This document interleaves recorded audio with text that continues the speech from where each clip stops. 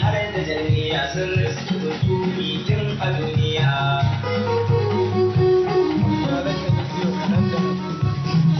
Motar da nake na san da kajiya kaman karfi da ya kam a tafiya na zarta kamar dutse a duniya. Sakon da gaban na kai shi jinsiya a ban wani ma a hana da in tsaya cikin aikin a tsare hajijiya.